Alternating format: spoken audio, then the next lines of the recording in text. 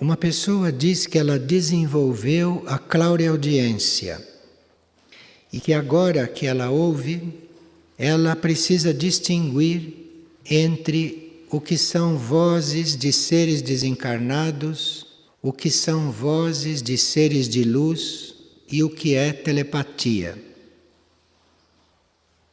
Em uma determinada vida, nós podemos ter um destes sentidos internos, como a clareaudiência, desenvolvido. E eventualmente numa outra vida, com ele já desenvolvido, nós vamos aprender a usá-lo. Pode tudo isso não acontecer na mesma vida. Então, na outra vida, nós vamos aprender a usá-lo. Vamos aprender a distinguir os efeitos daquele sentido. É claro que um ser de luz não tem voz. Um ser de luz transmite as coisas não pela voz. Então, para nós termos um contato com um ser de luz internamente, não precisamos usar a clareaudiência por isso, porque o que ele transmite não é pelo som, não é pela fala. Então aqui a pessoa já pode ir distinguindo estas coisas. Ver que as vozes que ela está ouvindo podem vir do plano astral, onde estão os desencarnados. Ou estas vozes podem vir do subconsciente dela, onde há também muitas figuras, muitas imagens, muitas coisas que nós temos ali criadas ou armazenadas. Então, a pessoa pedir internamente ao seu eu interno que a vá instruindo a respeito disto. E se a gente realmente pede, se a gente tem fé, a instrução vem.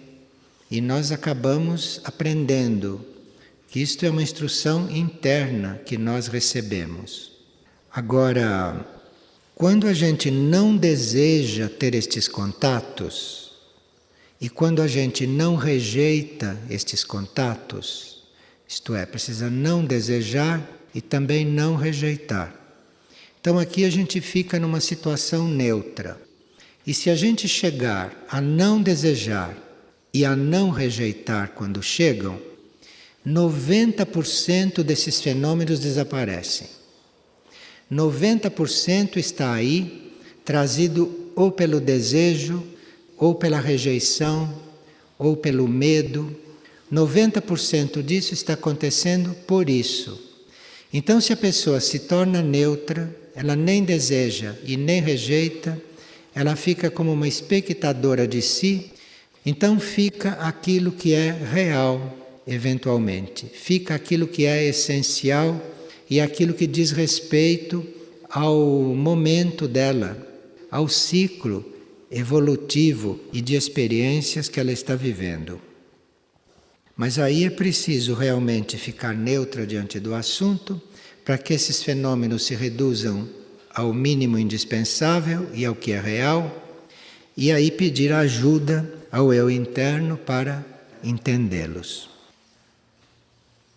Uma pessoa, em várias ocasiões, observou que aqui em Figueira nós vivemos um tempo diferente daquele regulado pelo relógio físico. Ela observou, por inúmeras vezes que vem aqui, que existe uma elasticidade quando fazemos algo realmente necessário e no tempo habitual, no tempo do relógio, no tempo concreto com os quais nós estamos habituados, isso seria impraticável e que, no entanto, aqui acontece. E se é possível um comentário a respeito disso? Bem, o tempo e o espaço nós sabemos que são coisas físicas, não é? Que têm suas leis, e quando se muda a condição magnética de um lugar, ou quando a qualidade magnética de uma pessoa muda, se transforma, ela vai conhecer um tempo e um espaço diferente. Então, no relógio, está marcando a mesma hora para todos. Mas dependendo das condições magnéticas de cada um, dependendo do magnetismo de cada um, como ele está trabalhado Dependendo disto, para cada um vai ter um tempo diferente. Então a hora do relógio é o tempo material, é aquilo que a gente chama de tempo material, que diz respeito a este movimento de rotação da Terra e a este movimento da Terra em volta do Sol. Então, com base nesses movimentos, se criou este relógio, se criou esta forma de contar o tempo. Mas isto é uma coisa básica para efeito do tempo no plano físico, o tempo concreto, neste espaço concreto. Se as nossas condições magnéticas mudam, então nós, em 1 hora, fazemos muito mais do que uma outra pessoa faz em 1 hora. E se as nossas condições magnéticas regridem, nós passamos a precisar de mais tempo material para fazer as coisas. Então aqui é uma questão do nosso estado magnético. Agora, existe uma forma de nós estarmos coligados com outras dimensões nossas. Existe esta possibilidade de nós estarmos com uma ponte feita com outros planos de consciência nossos ou outras dimensões. E aí nós entramos em contato com outros aspectos da energia universal. Então, a nossa consciência e a nossa matéria começa a se abrir para esta vida em outras dimensões, para esta vida em outros planos. E se isto acontece, então nós podemos aqui estar no tempo material como todos, mas a nossa consciência, ou os nossos corpos sutis, ou a nossa ação, isto entra em outro tempo, porque isto não é material. Isto segue aquilo que está acontecendo com a nossa consciência, segundo o contato que estamos fazendo. Para começar a experimentar este processo, que isso está à disposição de todos, e num certo sentido, muitos já experimentaram, muitos já tiveram esta experiência. Muitas vezes nós fazemos um planejamento do dia, traçamos um horário, colocamos as coisas em ordem para elas serem realizadas e nós planejamos aquilo dentro do tempo conhecido e contando com as nossas capacidades, contando com as circunstâncias, contando com os meios de que dispomos. Mas no realizar aquilo, se o nosso magnetismo se purifica, se nós magneticamente nos tornamos mais leves e se nós conseguimos um contato com os planos sucessivos a este, se nós conseguimos um contato interno com os outros planos de consciência, nós vamos verificar que aquilo se realiza em muito menos tempo. Com todos os elementos que nós planejamos, ali começa a entrar um componente que você vai ver que no fim daquele planejamento vai sobrar muito tempo físico, muito tempo material. É preciso nós termos isto presente e sem ficarmos ansiosos, temos que ter isto como uma possibilidade. Agora, isto tem uma estimulação para começar a acontecer quando a nossa atividade é uma atividade ligada ao serviço. Então, se nós estamos a serviço, isto acontece normalmente. Quem está a serviço, ou quem se considera em serviço, experimenta isto bem naturalmente. Porque este magnetismo e esta mudança de plano de consciência e de nível de consciência, isto segue a lei da necessidade também. Então, se existe uma necessidade de você dispor de mais tempo e de mais espaço, se existe uma real necessidade, isto tudo começa a acontecer. E você vai ter mais tempo e você vai ter mais espaço. Então, não deveria acontecer da gente não fazer as coisas por falta de tempo. A não ser que na hora que foi planejado tenha havido um erro de cálculo e que tenha sido colocado ali coisas a mais.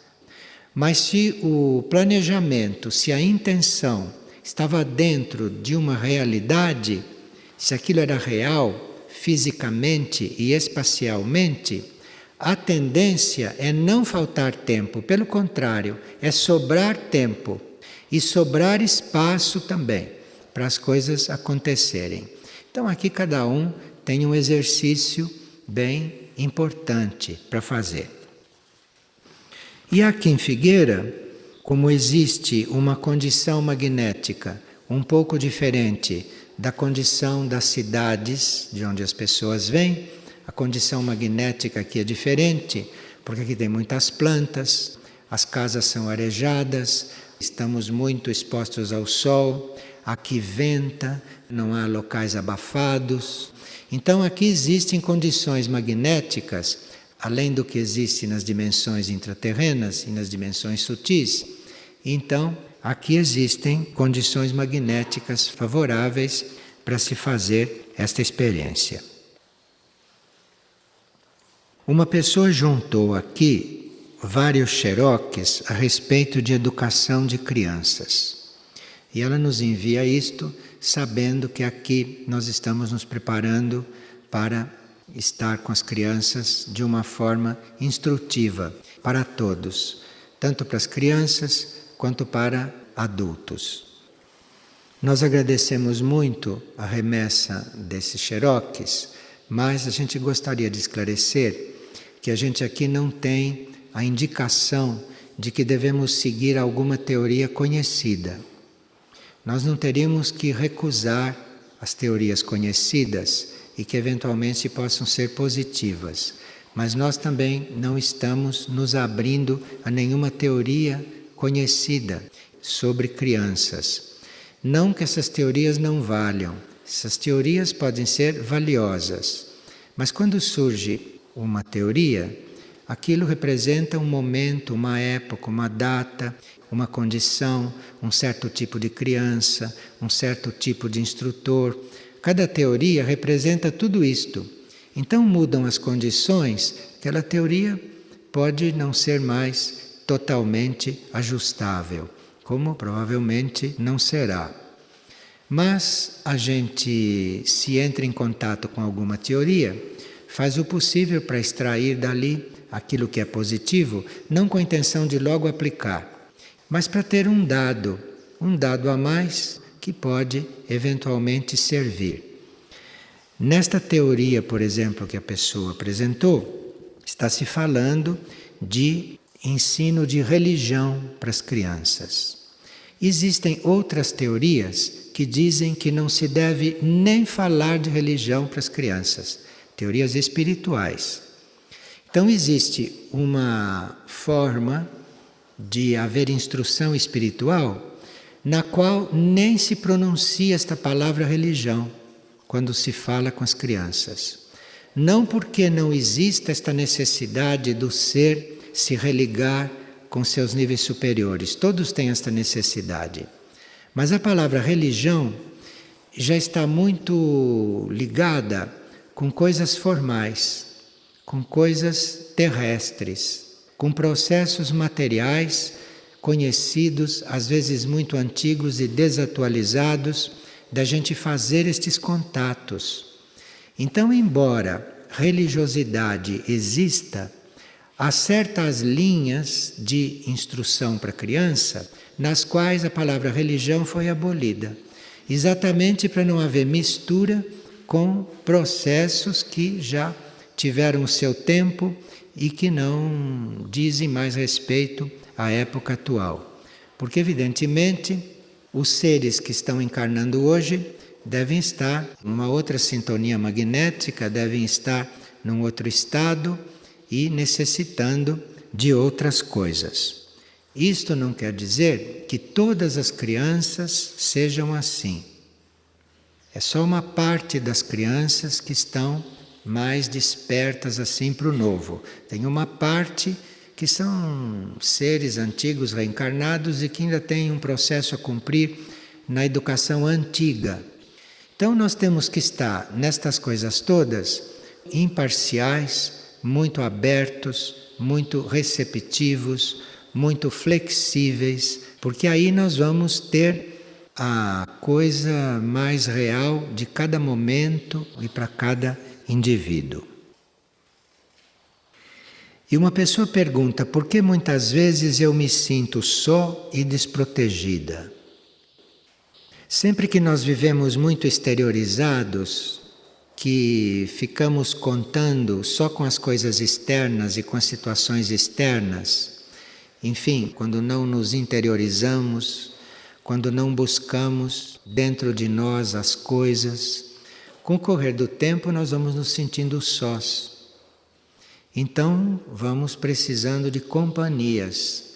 Sempre que a gente precisa de companhia, é porque a gente não está suficientemente buscando o seu próprio interior, o seu ponto mais interno. E aí nós vamos nos sentindo sós. Porque se chegou o momento evolutivo de nós percebermos o nosso eu interno, se chegou este momento, nós karmicamente não vamos encontrar companhias, mesmo que procuremos. Não é que a gente não mereça companhia ou que a gente seja um segregado. Não, nós não encontramos companhia porque chegou o momento de nós não precisarmos mais de companhia. Porque isto que está fora de nós não deve estar fora de nós para nós usarmos, porque nós precisamos. Isso está aí para servir como elemento de serviço, para você usar em benefício do mundo, em benefício das outras pessoas, não para si. Então nós temos relacionamento com muita gente, não porque precisamos de companhia, mas porque aquele relacionamento é um serviço, aquele relacionamento é um trabalho. Está vendo ali um mútuo trabalho, pode estar vendo ali um mútuo crescimento. Isto não é busca de companhia. Busca de companhia é busca de muleta, busca de bengala. Não é sadio. Então, você está em contato com outros para servir. Ou para servir o outro, ou para juntos unirem componentes para servirem alguma coisa. Para serem instrumentos de serviço complementares. Então, isto é muito importante. E esta pessoa se sente só, porque ela está procurando as coisas fora, em vez de procurar nela mesma, e se sente desprotegida.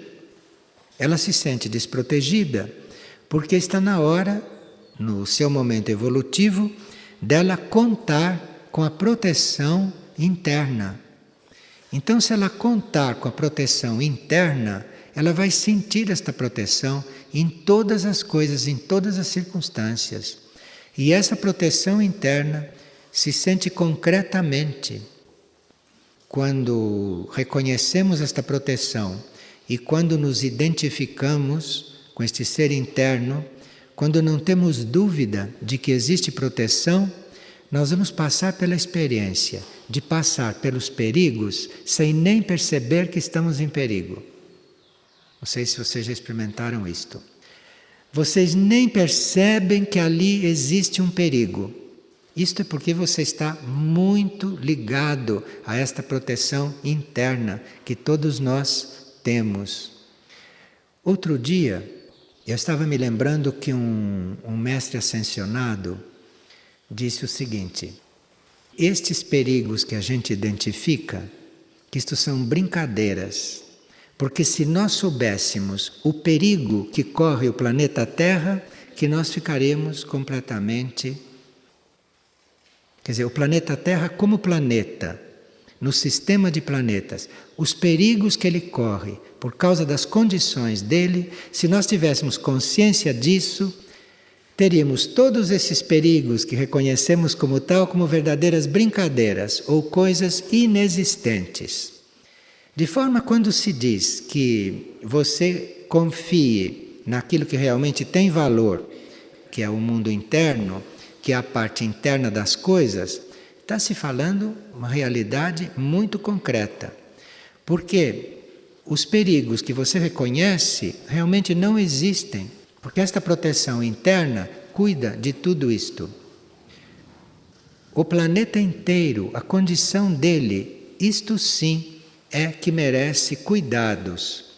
Mas para isto existe uma hierarquia planetária, existe uma hierarquia solar que está cuidando disto.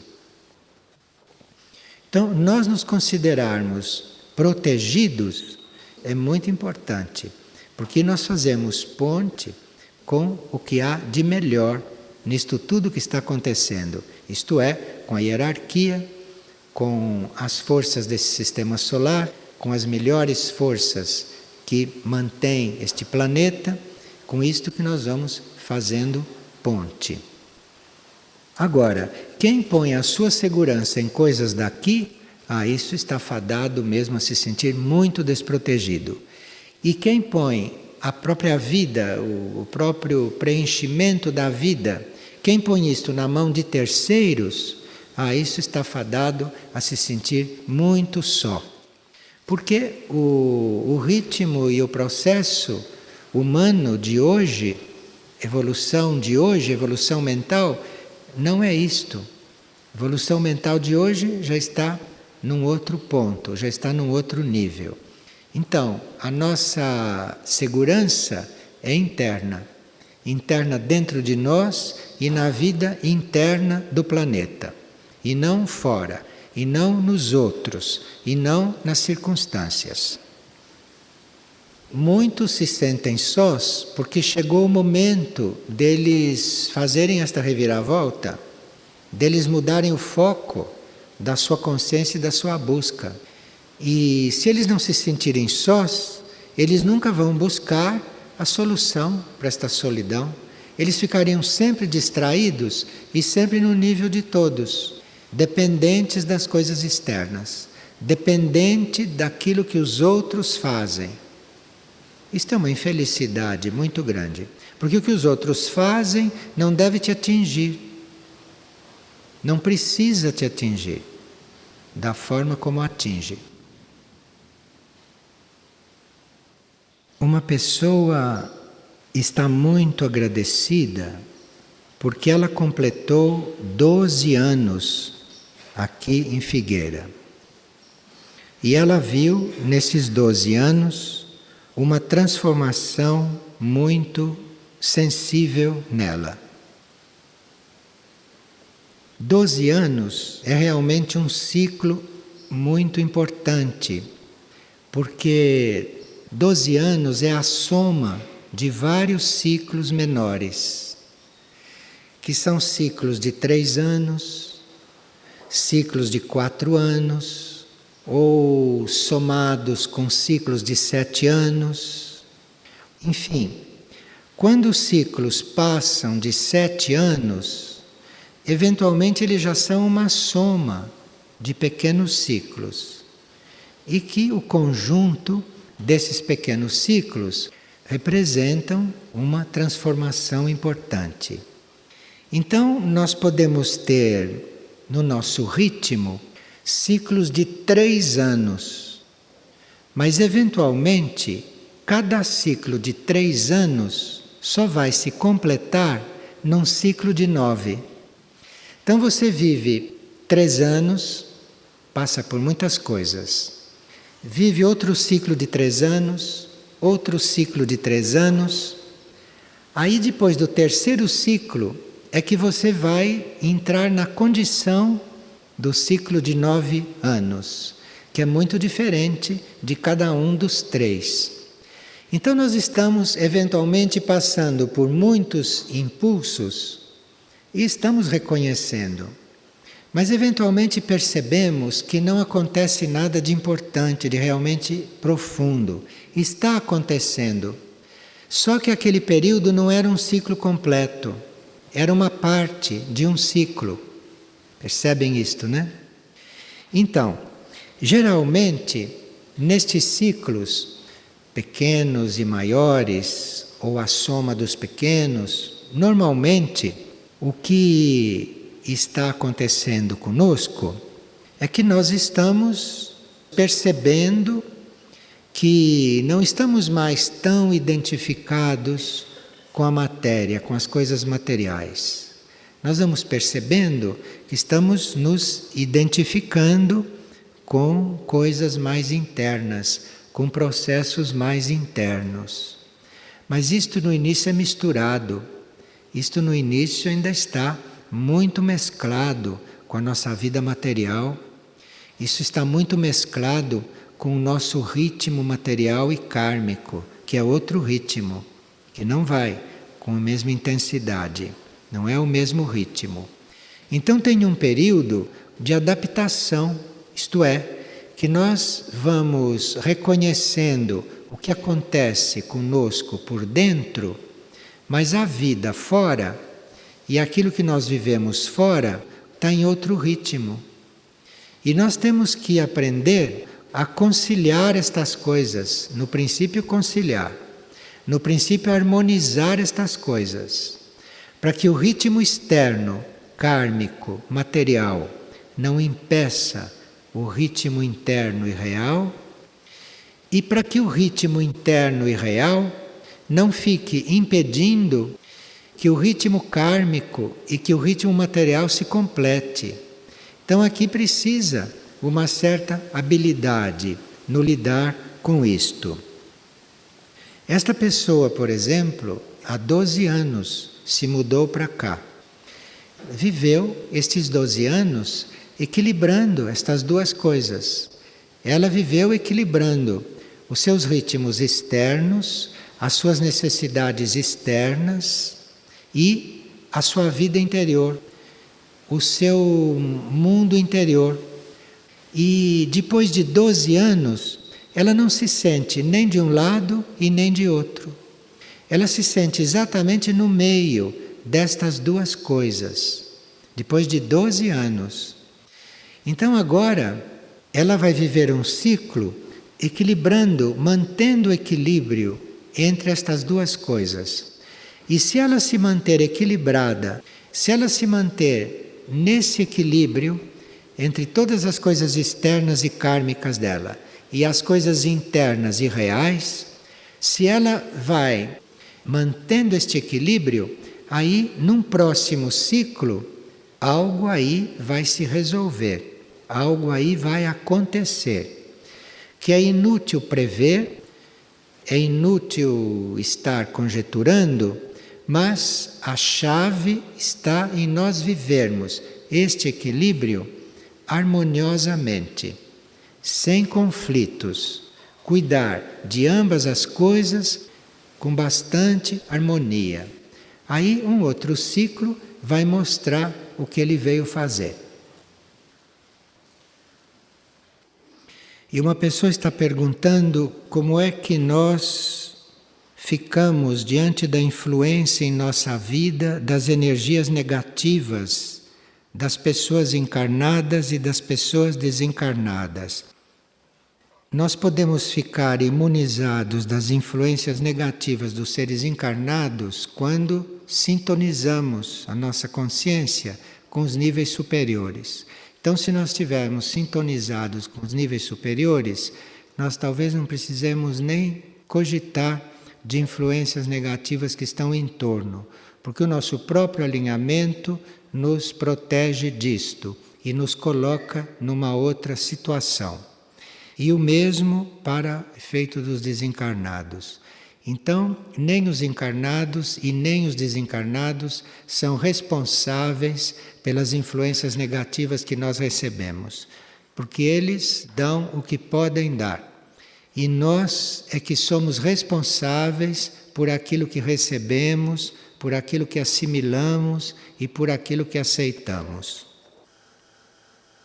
E uma pessoa está dizendo que ela está há bastante tempo se trabalhando e que ela não consegue nenhum trabalho interno.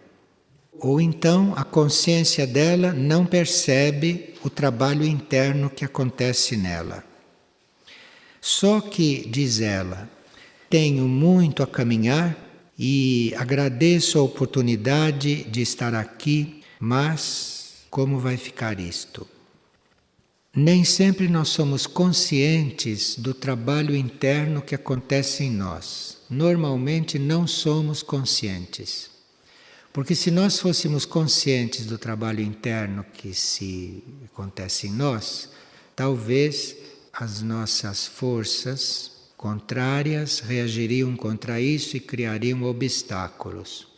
Então, muitas vezes acontecem trabalhos muito profundos em nós e nós não temos consciência, porque isto é uma forma que a natureza usa para fazer com que os nossos níveis que precisam se transformem gradualmente e sem que as forças negativas percebam esta transformação, porque aí elas reagem menos e criam menos obstáculos. Uma pessoa estava aqui fazendo o seu trabalho espiritual e percebeu que as nuvens no céu formavam certas figuras que para ela eram muito simbólicas.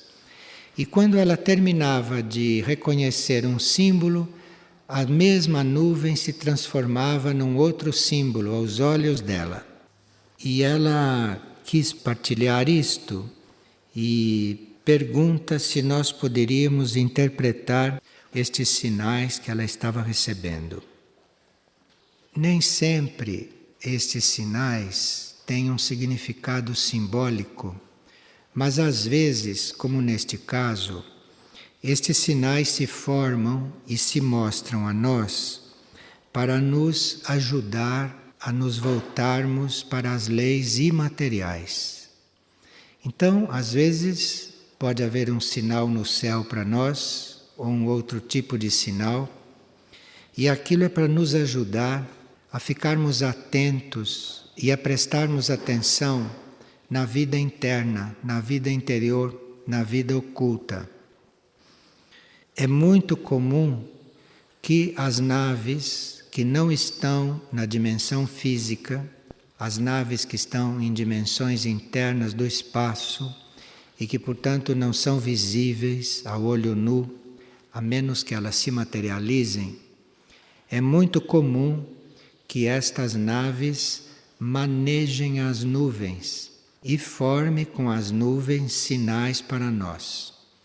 Então, às vezes nós não temos uma ligação telepática com uma nave, ou nós não recebemos daquela nave algum sinal interior, por tantas questões que não vêm ao caso, ou questões de circunstâncias momentâneas. Então, as naves podem manejar as coisas que estão no espaço, as nuvens, podem manejar os ventos, de forma que a gente tenha outros tipos de sinais, ou receba, através dessas manifestações, aquilo que as naves têm a nos passar.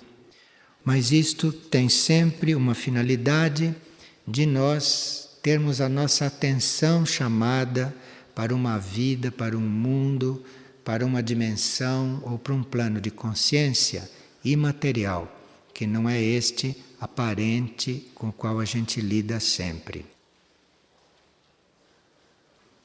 Vocês têm mais alguma pergunta? Los baños en mar abierto, en mar natural, pero con contaminación cerca de mar. Ele está perguntando se os banhos de mar, com o mar contaminado, se são bons. Melhor nós não criarmos formas, pensamentos sobre estas coisas, mas, como foi dito, termos esta tendência a perguntar dentro, não? Que deveríamos fazer.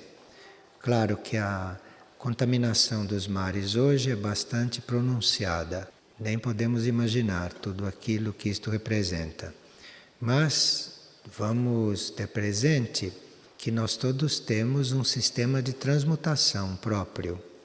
Então, o nosso sistema de transmutação pode se desenvolver ou pode se adaptar a uma circunstância kármica, por exemplo. ou uma circunstância que se possa criar. Em princípio, os mares são sim contaminados e, em princípio, espontaneamente não se iria a um banho de mar. Em princípio. Agora, precisa ver se isto é real para todos e como é real para todos. Isto fica a cargo de cada um.